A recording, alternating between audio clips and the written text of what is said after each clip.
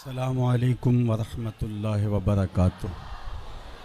अल्हम्दुलिल्लाहि वलिय्यिही वस्सलातु वस्सलामु अला नबी व आलिही व सहबिही व बारक वसल्लम। क़ाल अल्लाहु तआला व तबारक फ़िल क़ुरआनिल मजीद वल फ़ुरक़ानिल हमीद। बिस्मिल्लाहिर रहमानिर रहीम। क़ुल ला अस्अलुकुम अलैहि अजरन इल्लल मवद्दत फ़िल क़ुरबा। सदक़ल्लाहु मौलानल अज़ीम व सदक़ रसूलुहुन नबियुल करीमुर रऊफ़ुर रहीम। अल्लाहुम्मा नव्विर क़ुलूबना बिल क़ुरआन व ज़य्यिन अख़लाक़ना बिल क़ुरआन व अदख़िलनल जन्नत बिल क़ुरआन व नज्जिना मिनन नार बिल क़ुरआन।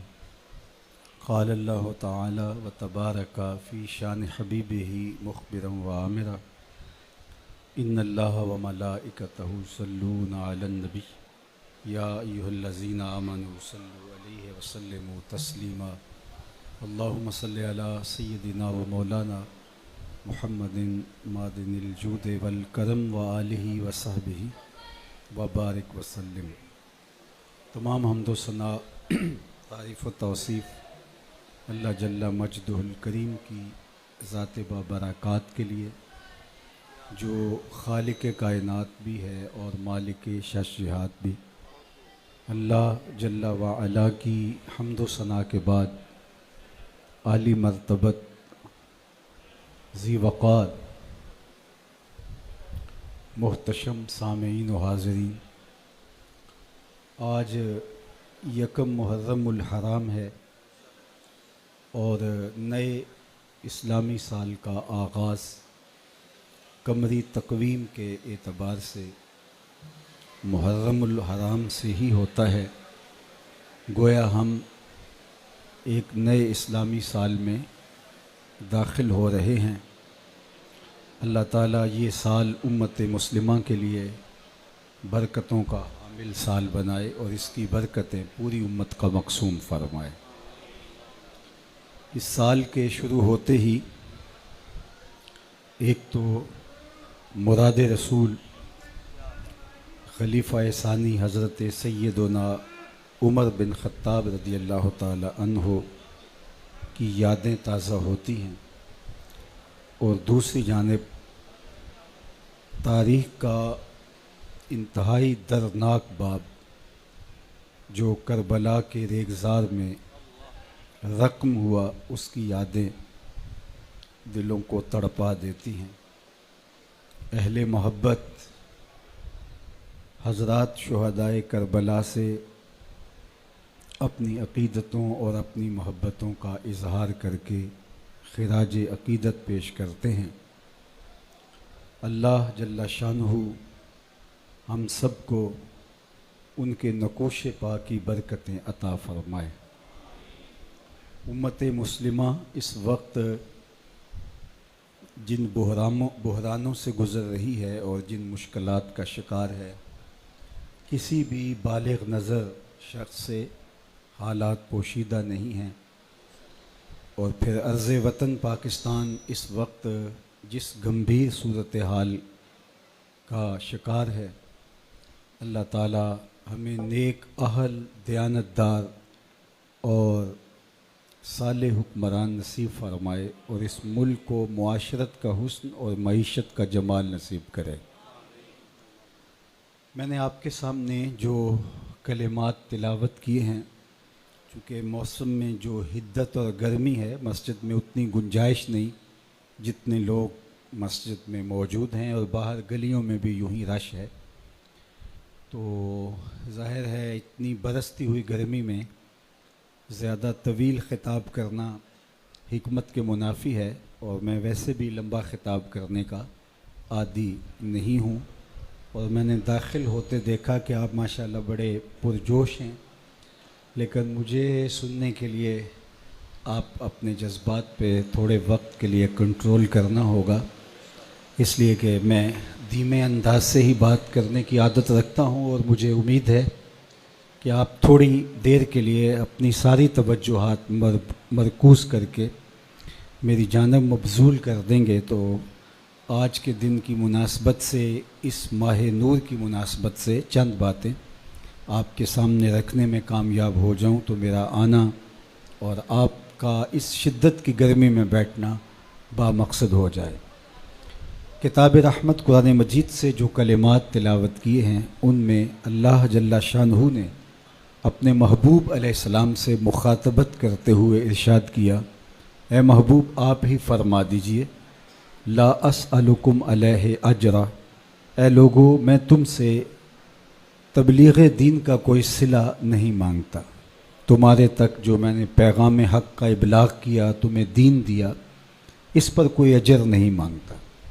अगरचे हुजूर अलैहिस्सलाम की हयात तय्यबा इस पे शाहिद आदिल है, हुजूर के शब रोज़ इस बात पे गवाह हैं कि हुजूर ने तबलीग दीन का कोई सिला तलब नहीं किया, बेलौस तबलीग और जद्दोजहद फरमाई, लेकिन मज़मून इतना अहम था कि हुजूर की ज़ुबान से इसको कहलवाया भी गया कि मैं तुमसे तबलीग दीन का कोई सिला कोई अजर नहीं मांगता। और ये बात जहन में रहे कि तबलीग जब सिले और सताइश की आरज़ू से मुबर्रा हो तो फिर ही वो असर छोड़ती है, वरना हवाओं में उड़ती हुई तितलियों की तरह लफ्ज़ अपना रंग तो जमाते हैं, लेकिन मन में उतरने से वो लफ्ज़ महरूम होते हैं जो सिले और सताइश की आरज़ू से मुलव्वस होते हैं।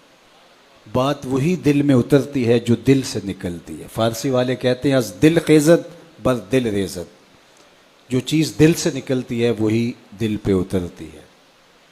अल्लाह के हर पैगंबर ने अपनी तबलीगी मसाई को जद्दोजहद को मुलव्वस नहीं होने दिया और सिले और सताइश दोनों चीज़ों से अपनी तबलीगी मसाई को दूर रखा। और ये अल्लाह जल्ला शानहू की तरफ से भी उलूही एहतमाम था।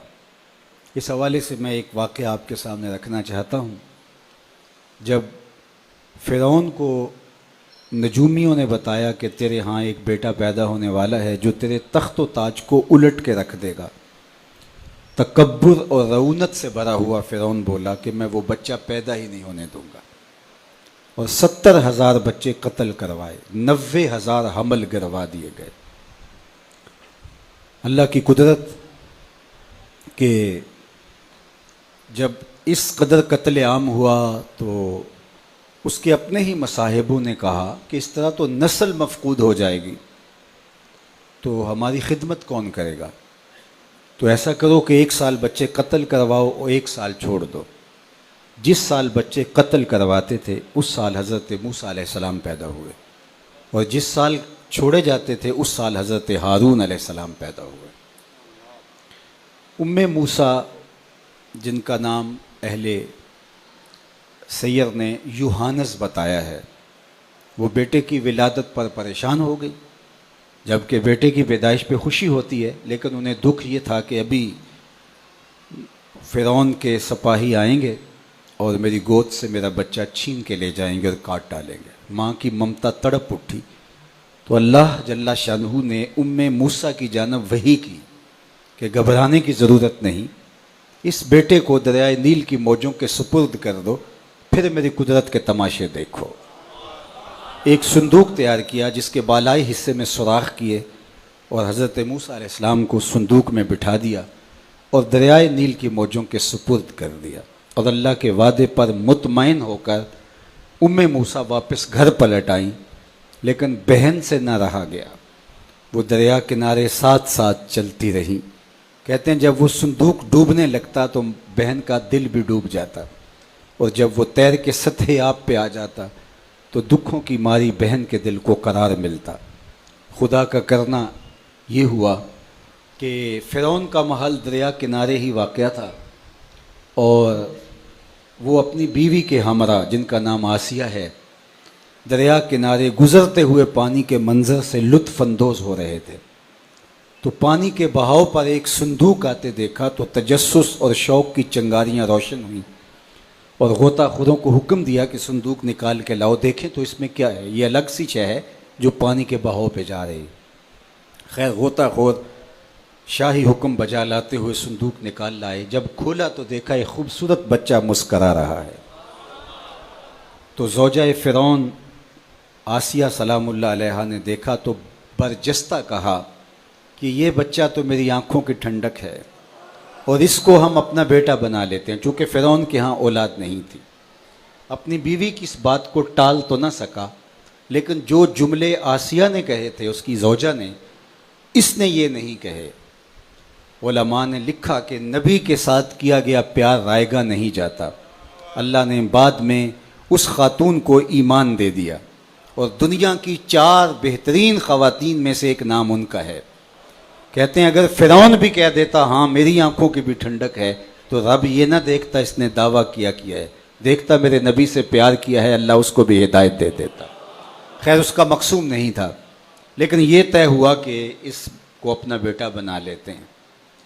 सबसे पहली फ़िक्र दूध की थी। शाही दाइयाँ बुलवाई गई, लेकिन हज़रत मूसा किसी का दूध नहीं पी रहे। अल्लाह कुरान में फरमाता है हमने उन पर हराम कर दिया था कि अपनी माँ के अलावा किसी और ख़ातून का दूध नहीं पीना। अब बहुत परेशानी बन गई, बच्चा है और भूख में है लेकिन दूध नहीं पी रहा। इतने में उनकी बहन भी चलते चलते मौके पे आ पहुंची और इस परेशानी में इन्हें देखा तो कहा एक दाई मेरी नज़र में भी है जिसका दूध बच्चे रग़बत से पी लेते हैं, कहो तो बुला लाऊं। उन्होंने कहा देर का है कि जल्दी कर। वो गई और अपनी माँ को बुला लाए। हज़रत मूसा अलैहिस्सलाम की माँ ने जब दूध पेश किया तो ज़ाहिर है वो पीने लगे। तो फ़िरौन ने कहा कि ए खातून, तुम्हारी रिहाइश करीब कर देते हैं, मेरे बच्चे को तुम दूध पिलाया करना। अल्लाह अकबर। फ़िरौन कहता था कि मैं वो बच्चा पैदा नहीं होने दूंगा। रब ने कहा मुझे रब ना कहना, अगर तेरे घर में पाल के ना दिखाया तो। अब सवाल ये है कि अपनी माँ के अलावा किसी और ख़ातून का दूध पीना अगर नबी की शान के लायक नहीं और हज़रत मूसा अलैहिस्सलाम को मना कर दिया गया था, तो फिर मेरे और आपके आका और मौला ने हज़रत हलीमा सादिया का दूध क्यों पिया? तो इसका जवाब यह है कि अपनी माँ के अलावा किसी और ख़ातून का दूध पीने में क्या हरज है। बकरी, भेड़ और गाय के दूध पीने में हरज नहीं है, तो किसी खातून का दूध पीने में क्या हरज हो सकता है। हज़रत मूसा का माजरा ये था, इस बहाने उन्हें माँ की गोद तक पहुँचाना था। और दूसरी बात ये थी कि कल फ़िरौन के दरबार में खड़े होकर हज़रत मूसा अलैहिस्सलाम ने जब अल्लाह की तौहीद का ऐलान करना था, तो उसने ज़ेरे लब मुस्करा के कहना था अलम नुरब्बिका फ़ीना वलीदा, मेरे घर में पला है, आज मुझे ही समझाने आ गया है। तो अल्लाह ने उसका जवाब पहले सिखा दिया। जब वो ये ताना दे तो अल्लाह का नबी जवाब दे सके मियाँ पला तेरे घर में हूँ, दूध अपनी माँ का ही पीता रहा। तो अपने घर से खा के जब तबलीग करें तो उसके असरात अलग होते हैं। तो नबी अलैहिस्सलाम की ज़िंदगी का एक एक गोशा हमारे सामने है। और फिर हुजूर की ज़ुबान से ये बात कहलाई भी गई, ला अस्अलुकुम अलैहि अजरा, तुमसे कोई अजर तलब नहीं करता, तुम्हारे लिए तकलीफ़ें सही। जिस तरह मैं आप तक पैगाम दीन पहुंचा रहा हूं, ये क्या मुश्किल है मेरे लिए। आपकी आंखें फर्शे राह थी, आपने नारों से इस्तकबाल किया, आपने फूल डाले, आपने अकीदतों का इजहार किया, आपने ऊंची जगह पे बिठाया, मुझे मेरा जोर न लगे आपने लाउड स्पीकर का इंतज़ाम किया, आपकी आंखों की पुतलियों पे प्यार लिखा है, आपकी कुशादा पेशानियाँ मुझे मोहब्बत दे रही हैं। तो मैं 3 घंटे भी बयान करूँ तो क्या मुश्किल है। मुश्किल तो उस वक्त होता है जब कोई सुनना ना चाहे, जब कोई कानों में उंगलियां ठोंस ले के नहीं तेरी बात सुनेंगे, जब लोग आगे से पत्थर उठा लें, जब गड़े खोदें, जब ओजरियां डालें, उस वक्त सुनाना मुश्किल होता है। तो अब मेरे और आपके आका व मौला हुजूर ख़त्मुल मरतबत ने जिस तरह लोगों तक पैगाम हक़ का इबलाग किया, वो कितना मुश्किल मरहला था। मक्के की गलियों से लेकर ताइफ के बाज़ारों तक, सेने हरम से लेकर के अक्कास के मेले तक, ज़िल मजाज की मंडी से लेकर के कोहे अबू कुबैस के दामन तक ज़रा कहानी पढ़ें। फिर हुजूर अलैहिस्सलाम के बदन से रिश्ता हुआ खून देखें, खुदे हुए गड़े देखें, फेंकी जाने वाली ओजरियाँ देखें, लोगों के तल्ख रवैये देखिए। लेकिन इसके बावजूद लोगों तक हुजूर ने अल्लाह के पैगाम को सुनाया, उनकी दहलीज तक पहुँचे, एक एक पैगाम उनकी दहलीज तक पहुँचा के आए। इतनी मुश्किलें सही, फाके काटे, तकलीफ़ों से गुज़रे, आड़े वक्त आए, लेकिन लोग सुनना नहीं चाह रहे थे, फिर भी उनको सुनाया। अब लोग ईमान के नूर से माला माल हुए तो हुजूर की ज़ुबान से कहलवाया, महबूब तुम फरमा दो, ए लोगो मैं तुमसे जो मुशक्क़तें सही, तकलीफ़ें सही, आलाम व मसाइब से गुज़रा, ताइफ की गलियों से लेके मक्के की बाजारों तक जो दुख झीले, ला अस्अलुकुम अलैहि अजरा, इस पर कोई अजर नहीं मांगता, कोई सिला नहीं मांगता, सिले की कोई सूरत तुमसे कबूल नहीं करता। बाज़ औक़ात ऐसा होता है मैं दुख झील लेता हूँ, कहता हूँ चलो मेरी नस्लें मौज करेंगी, लेकिन कहा कि मैं भी कुछ नहीं मांगता, मेरी औलाद भी तुमसे कुछ नहीं मांगेगी। हत्ता कि अपनी औलाद के लिए सदका भी हराम कर दिया, ज़कात भी हराम कर दी। ये तुमसे ये भी नहीं लेंगे, ला अस्अलुकुम अलैहि अजरा, तुमसे कुछ तलब नहीं करता, इल्लल मवद्दत फिल कुर्बा। हाँ, मेरा एक सवाल है कि कुर्बा से मोहब्बत करना। अब कुर्बा के मिन जुमला मानी में से एक मफहूम हुजूर की अहले बैत है। क्या लोगों, मैं तुमसे तबलीग दीन का कोई सिला नहीं मांगता, लेकिन मेरे कराबतदारों से तुमने मोहब्बत करनी है। तो कराबतदारों से मोहब्बत क्या सिले की शक्ल तो नहीं बन रही? जब मोहब्बत दे दी तो फिर सब कुछ दे दिया। जब मोहब्बत कर ली, बज़ले मालो जानो नामो नंग दर तरीके इश्क अव्वल मंजिल अस्त। इश्क के अंदर तो जान माल सब कुछ पेश कर रहा है, ये तो बयाना होता है, मोहब्बत शुरू अब होती है। तो जब मोहब्बत मांग ली, बल्कि मोहब्बत से भी बढ़ के मवद्दत मांग ली, तो फिर कोई चीज़ पीछे रह गई। तो ये एक सवाल खड़ा होता है कि आपने मांगा तो कुछ नहीं, इल्लल मवद्दत फिल कुर्बा, लेकिन कराबत से मवद्दत तो मांगी है, तो ये सिले की कहीं सूरत ना बन जाए। तो इसका जवाब ये है कि ये सिले की सूरत नहीं, सिले की सूरत तब बनती ये मवद्दत अहले बैत की ज़रूरत होती। कहा ये मवद्दत भी तुम्हारे ईमान की हिफाजत की जामिन है, ये मवद्दत भी इसलिए मांगी है कि तुम महफूज रहोगे, अहले बैत से जुड़े रहोगे तो तुम्हारी हिफाजत होगी। और हज़रत ज़ैद बिन अरकम रज़ी अल्लाह ताला अन्हु से मरवी रिवायत जो सही मुस्लिम में है, उससे इस्तिशाद करूँगा इस मफहूम को। वो फरमाते हैं कि आका करीम ने इरशाद फरमाया, आना तारिकुन फ़ीकुम मुस्तक़लैन, मैं तुम्हारे अंदर दो भारी चीज़ें छोड़ के जा रहा हूँ। तुम्हें लावारिस नहीं छोड़ के जा रहा कि तुम मेरे बाद खुश्क पत्तों की तरह जो है वो इस तरह उड़ते फिरो और तुम्हारा कोई पुरसाने हाल ना हो। मैंने तिनका तिनका करके उम्मत जोड़ी है और उनको यूं ही छोड़ के नहीं जा रहा। मैं तुम्हें लावारिस नहीं छोड़ के जा रहा। आना तारिकुन फ़ीकुम मुस्तक़लैन, तुम्हारे अंदर दो भारी चीज़ें छोड़ के जा रहा हूँ। सिकल से सकलैन है, दो भारी चीज़ें। अल्लाह अकबर। और फरमाया कि इनमें से दोनों एक दूसरे से अहमियत की हामिल हैं।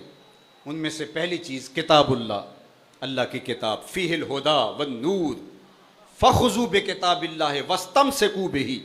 उनमें से पहली अल्लाह की किताब, इसमें हिदायत है, इसमें रोशनी है, इसको मजबूती से पकड़ लो और इसको अच्छी तरह से पकड़ लो। और दूसरा व इतरती अहलो बैती, और मेरी इतरत मेरे अहले बैत नबूवत। और फिर एक मौके पे फरमाया उज़क्किरुकुमुल्लाह फ़ी अहले बैती, उज़क्किरुकुमुल्लाह फ़ी अहले बैती, 3 मरतबा फरमाया मैं अपने अहले बैत के बारे में तुम्हें अल्लाह से डराता हूँ, अपने अहले बैत के बारे में तुम्हें तज़कीर करता हूँ, नसीहत करता हूँ। अल्लाह अकबर। 2 चीज़ों के दामन को मजबूती से थाम लो, लन तदिल्लु बादी, तुम मेरे बाद कभी भी गुमराह नहीं होगे। और अगर मज़मून को आगे बढ़ाऊँ तो हज़रत ज़ैद बिन अरकम से ही मरवी है, फरमाया कि इन 2 चीज़ों को मजबूती से पकड़ लो, कभी गुमराह नहीं होगे। और फिर ये कहा कि ये दोनों चीज़ें लई यतफ़र्रक़ा, ये आपस में भी कभी जुदा नहीं होंगी। ये नहीं होगा कि ये आपस में जुदा हो जाए। दोनों चीज़ों को मजबूती से पकड़ लो, तुम हिदायत पे गामज़न रहोगे। और उनमें से दोनों ही अहमियत की हामिल है, कुरान और दूसरी मेरी इतरत, मेरे अहले बैत नबूवत। अब कुरान हमारे हर दुख का मदावा है, हर दर्द का इलाज है, हर मर्ज़ की शिफा है।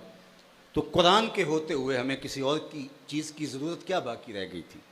जब कुरान है, काफ़ी है, वाफ़ी है, शाफ़ी है। फ़बिअय्यि हदीसिम बादहु युमिनून, ये पैगाम आखिरी है। इसके होते हुए क्या ज़रूरत थी कि अहले बैत के दामन को भी पकड़े? हज़रत जुनैद बगदादी अलैहि रहमा ने अपने एक मुरीद को संदूक दिया, कहा बेटा इसको ले जाओ और दरियाए दजला में फेंकाओ और देखना, पलट कर नहीं देखना, इसको खोल कर नहीं देखना कि इसके अंदर क्या है। कामिल मुरीद वही होता है जो शेख के राज की हिफाजत करे। संदूक सर पे उठाया, दजला किनारे पहुंचा, जूं ही फेंका तो क्या देखा कि पानी ने राहें कुशादा कर दी, आगोश मोहब्बत में उस संदूक को समेटा है।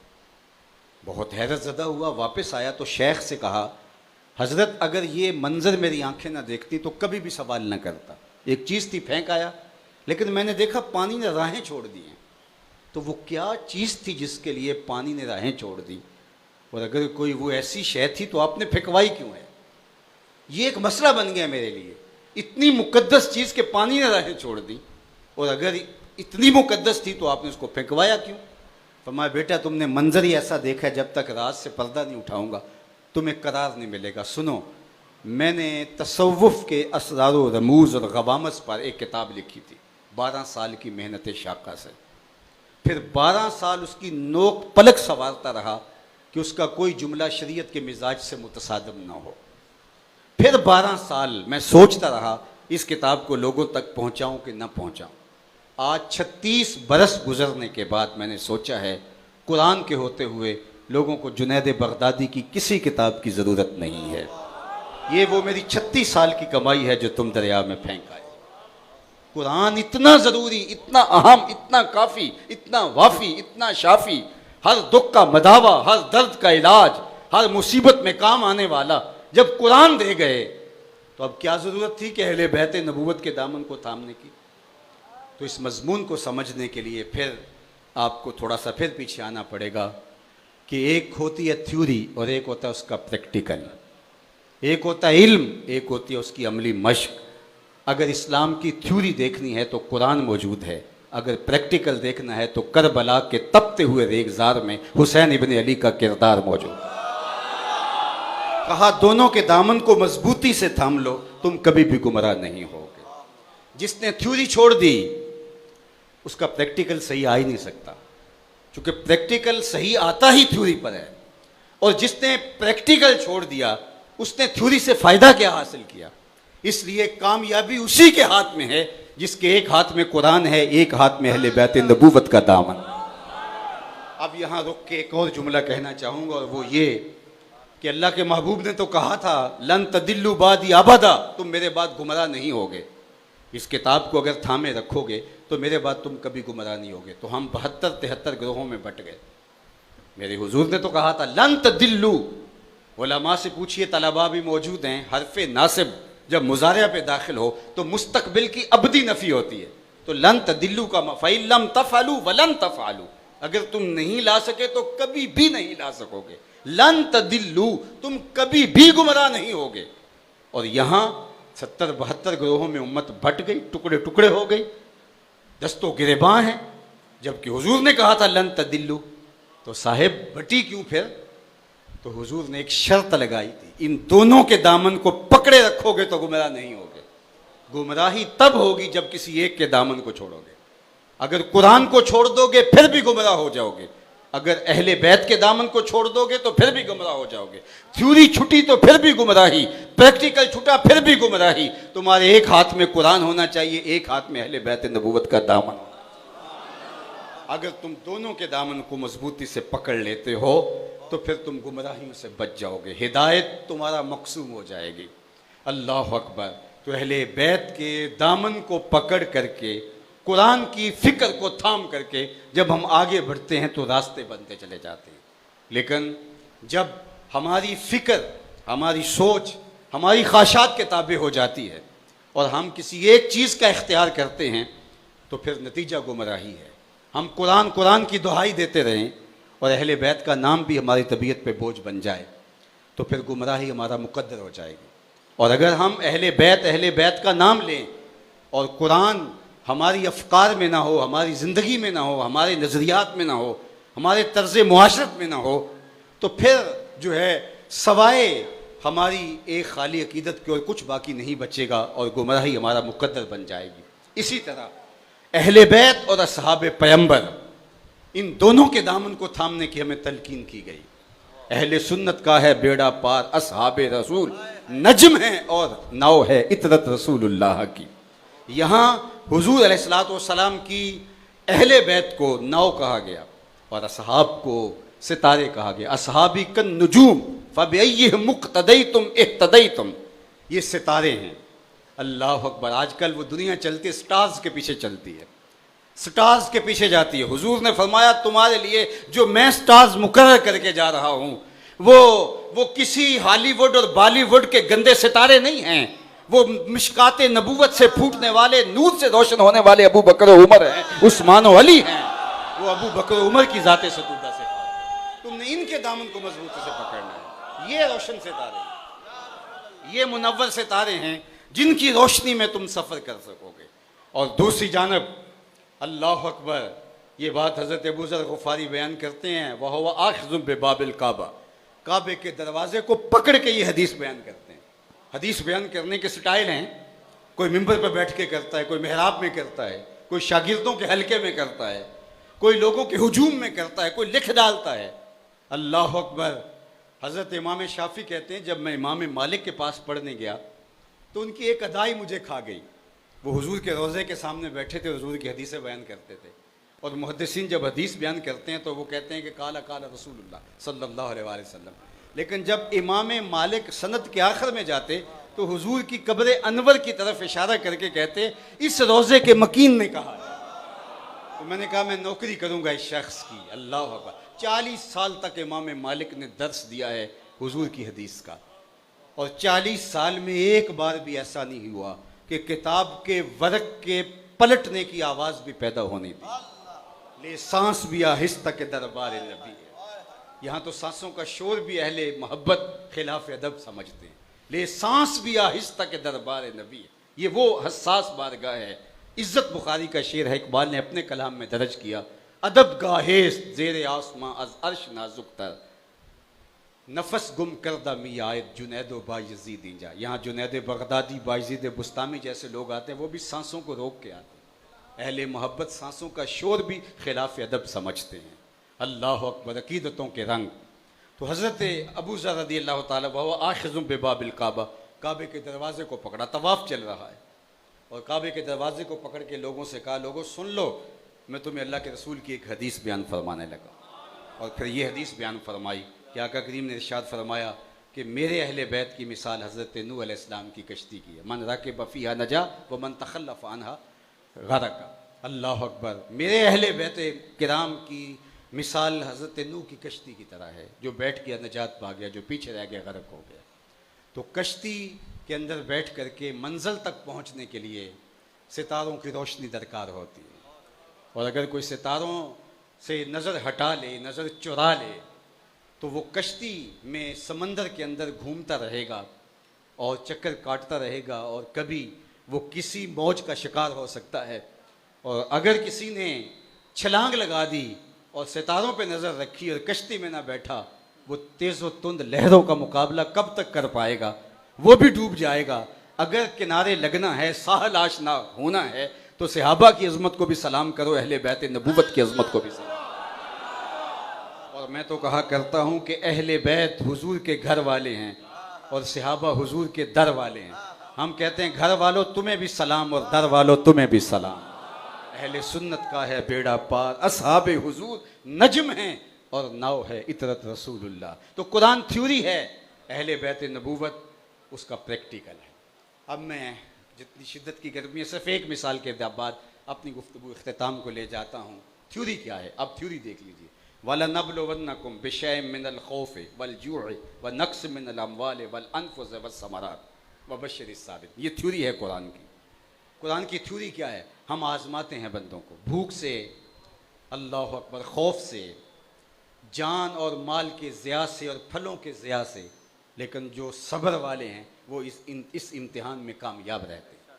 बंदों के हम इम्तिहान लेते हैं। वाला नबलुवन्नकुम बिशैइन मिनल खौफ़ वल जू व नक्स मिनल अम्वाल। कभी भूख से इम्तिहान लिया, कभी खौफ से इम्तिहान लिया, कभी मालों के ज़िया से, कभी फलों के लुटने से, कभी किसी तरह, कभी किसी तरह। मुख्तलिफ इम्तिहान मुख्तलिफ लोगों के लिए जाते रहे। तारीख़ उठा के देखिए, किसी को खौफ के इम्तिहान में मुब्तला किया गया, किसी को भूख के इम्तिहान में मुब्तला किया गया, किसी को जो है वो फलों के ज़िया से, किसी को जानों के ज़िया के इम्तिहान में मुब्तला किया गया, लेकिन साबिर निकले। लोगों ने सब्र बीमारियों में किए, दुखों में सब्र किए। अंबिया की तारीख़ उठा लीजिए और सालिहीन की तारीख़ उठा लीजिए, लेकिन ये सारा इम्तिहान भूख का, खौफ का, माल के ज़िया का, जानों के ज़िया का और फलों के ज़िया का, कभी ऐसा भी हुआ है कि ये सारा इम्तिहान एक ही कमरा इम्तिहान में हुआ हो? और फिर दरमियान में कोई वक्फा भी ना हुआ हो और 33% पास मार्क ना हो, नंबर भी 100% लेने हो, डेट शीट ऐसी बनी हो कि दरमियान में एक छुट्टी भी ना रखी गई हो। अगर इसका नुक्ता कमाल देखना है तो करबला के तपते हुए सहरा में आ जाओ। भूख भी यहाँ है, प्यास भी यहाँ है, मालो और जानों का जिया और जिंदगी का फल 18 साल की कमाई। अली अकबर अपनी जिंदगी का खुलासा, अपनी औलाद, ये सारे इम्तिहान एक ही कमरा इम्तिहान में थे और कहा कि नंबर भी 33% नहीं लेने, नंबर भी तुमने 100% लेने हैं। फिर जमाने ने देखा, अल्लाह अकबर, 113 सुराख पैरहन के अंदर हैं, 33 जख्म तलवारों के हैं, 34 घाव नाजों के नेजों के है, बदन छलवनी है जख्मों से और हुसैन इब्ने अली का सर सजदे में झुका हुआ है। और इस मुश्किल वक्त में जब तीरों पे तीर बरस रहे हैं, तलवारें, नेज़े, बाले और अनियां हैं, हुसैन इब्ने अली कह रहा है, मालिक मैं तेरी रिजा पे राजी हूं, तू भी बता, तू भी हुसैन पे राजी हुआ या नहीं। कैसा अनोखा इम्तिहान था और कैसा सख्त इम्तिहान था। और हुसैन इब्ने अली ने ऐसा इम्तिहान दिया कि सरखुरू हुआ, कामयाब हुआ। अल्लाह अकबर। यजीद की एक ही जिद थी कि हुसैन मेरे हाथ में हाथ दे दो। अल्लाह अकबर। लोग सर बचाने के लिए हाथ दे देते हैं। आज जो मंडी मुल्क के अंदर गर्म है, रोज़ आके एक बंदा कह रहा है मेरे 9 मई के वाक़े से कोई ताल्लुक़ नहीं है, मैं छोड़ता हूँ। मैं इस बहस में नहीं जाता कौन सही है और कौन गलत है, लेकिन मैं ये बात कहता हूँ कि लोग जान बचाने के लिए, लोग सर बचाने के लिए हाथ दे देते हैं। लेकिन ज़माने ने पहली बार देखा, इस अंदाज से ये रुख देखा कि उन्होंने हाथ बचाने के लिए सर दे दिया। लोग सर बचाने के लिए हाथ दे देते हैं, इमाम हुसैन ने हाथ बचाने के लिए सर दे दिया। और आप तारीख़ करबला पढ़ते हैं, जिस्म को घोड़ों की टापों से रौंद दिया गया और थोड़ी थोड़ी ज़्यादती नहीं की गई। और करबला के मैदान से इन शहीदों के सर गए दिमश्क में और यजीद के सामने तश्तरी में हज़रत इमाम हुसैन का सर पड़ा था और इन्होंने, जालिमों ने उनके जिस्म रौंद दिए। अच्छा, ऐसा भी तो हो सकता था जिस्म ना रौंदे जाते, कोई जालिम इमाम हुसैन का सर काट के वहाँ ले गया था तो आपका हाथ भी काट के ले जाता और तश्तरी में हाथ भी पड़ा होता। और जिस तरह उसने आपके होंठों पे छड़ी मारी थी तो वो आपके हाथ को अपने हाथ में दे के कहता, हुसैन तुमने जिंदगी भर तो हाथ मेरे हाथ में नहीं दिया, आज देखो तुम्हारा हाथ मेरे हाथ में है। हाथ कुचला गया, वहां घोड़ों की टापों तले रौंदा गया कि हुसैन का हाथ रौंदा जाएगा लेकिन मर के सड़ जाएगा, हुसैन का हाथ भी यजीद के पास नहीं जाएगा, ताकि वो ये शरारत करके कह ना सके जैसे भी इसका हाथ तो मेरे हाथ में आया। अल्लाह अकबर। ये हैं हुसैन इब्ने अली रज़ी अल्लाह तआला अन्हु। करबला में जीता कौन, करबला में हारा कौन। अल्लाह अकबर। मैं कहता हूँ ये हुसैन और यजीद की लड़ाई नहीं थी, ये हुसैनियत और यजीदियत की लड़ाई थी। अगर हुसैन और यजीद की, जिस तरह लोगों ने कहा 2 शहजादों की जंग थी, ये शख्सी लड़ाई थी। अगर ये 2 अफराद की जंग होती, 2 अशखास की जंग होती, 2 ज़वात की जंग होती तो हुसैन इब्ने अली शहीद कर दिए गए और यजीद फत्ता के नकारे बजाने लगा। फिर तो आप कह सकते थे जनाब ये जीत गए और ये हार गए। लेकिन ज़माना जानता है ये हुसैन और यजीद की जंग नहीं थी, ये हुसैनियत और यजीदियत की जंग थी। यजीद बज़ाहिर जीत गया लेकिन यजीदियत हार गई। इमाम हुसैन शहीद हो गए लेकिन हज़रत इमाम हुसैन शहीद होने के बावजूद हुसैनियत जिंदाबाद हो गई। ज़माने ने देखा कि उन्होंने हुसैन इब्ने अली का सर काट के नेज़े की नोक पे बुलंद कर दिया। ये तो इसलिए किया कि बताएं कि हम जीत गए और ये कटा हुआ सर है, लेकिन लश्कर यजीद से आवाज़ आती है ये कैसा सर है जो कट के भी सर बुलंद है, ये कट गया है फिर भी ऊंचा है। अल्लाह अकबर। ये है हुसैनियत की जीत। और मैं आपके सामने माशाअल्लाह अहले ज़ौक़ बैठे हैं। मैं तो कहता हूँ कि मजलिस के अंदर एक भी साहिब ज़ौक़ मिल जाए तो गुफ्तगू का लुत्फ़ आ जाता है और बात जो है इंसान समझा ले और समझ ले तो फिर एक सुरूर आता है। और यहाँ तो मैं समझता हूँ मेरे सामने सर नहीं दिल बैठे हुए हैं, तो एक जुमला मैं कह के अपनी गुफ्तगू ख़त्म कर देता हूँ। अच्छा, एक तो ये कहा जाता है कि जीता कौन और हारा कौन। मैं कहता हूँ कि एक जीत हार का जो मयार है इकबाल ने पेश किया है वो ये कि जो दिलों को फतह कर ले वही फातिह ज़माना। मैं इस मजलिस में अगर ढूंढने निकलूं तो मुझे एक भी यजीद के नाम का बच्चा नहीं मिलेगा, और अगर मैं ढूंढने निकलूं तो कईयों का नाम शब्बीर होगा, किसी का नाम हसन होगा, किसी का नाम हुसैन होगा, किसी का नाम अकबर होगा, किसी का नाम असगर होगा, और मुझे कोई शिमर नाम का शख्स पूरे मुल्क से नहीं मिलेगा, कोई इब्ने ज़ियाद नाम का शख्स नहीं मिलेगा। तो मियाँ फिर जीता कौन और हारा कौन? जो दिलों को फतह कर ले वही फातिह ज़माना। लेकिन जो आखिरी बात करने लगा हूँ, ये तो बारीक लोग समझते हैं कि फातिह कौन होता है। मोटे मोटे दिमाग के लोग, आम लोग समझते हैं कि जिसके हाथ में मैदान हो वो जीता होता है।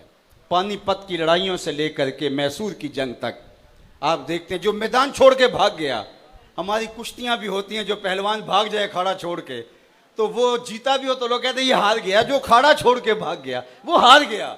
ये देसी तरीके में हमारा पंजाबी कल्चर, जो मैदान छोड़ के भाग जाए वो हारा होता है, मैदान जिसके हाथ में होता है वो जीता होता है। मैदाने करबला आज भी देख लो किसके हाथ में है, वहां झंडे किसके लगे हैं, वहां परचम किसका झूल रहा है, वहां रोज़ा नूर किसका है। और यजीद की कब्र भी जमाने को मौजूद नहीं, हुसैन का मरकद नूर आज भी उजाले बांट रहा है। तो हुसैन जीत गया, यजीद हार गया। चूंकि शिकस्त और जो है वो जीत का मायार जो भी आप मुकर्रर करें, आपको हुसैन इब्न अली जीता हुआ दिखाई देगा।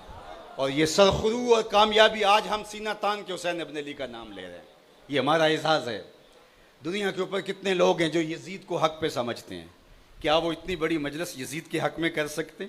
वो यजीद का नाम भी लेते हैं तो दाएं बाएं से देख के लेते हैं, नाम लेते हुए शर्मसार, नाम लेते हुए आंखें झुकी हुई हैं।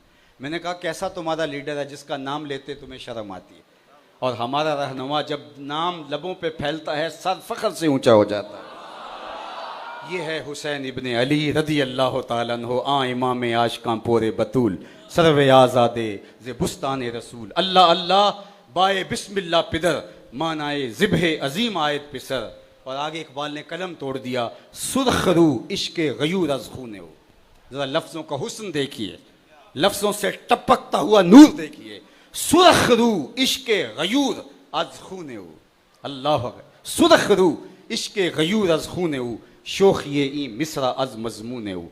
ता क़यामत क़ते इस्तिबदाद कर, मौजे खूने ऊ चमन ईजाद कर। अल्लाह अकबर। अल्लाह हमें हज़रत इमाम हुसैन के नकूश पाक की बरकतें दे और सहाबा की अज़मत और रिफ़त के तराने गाने की तौफ़ीक दे।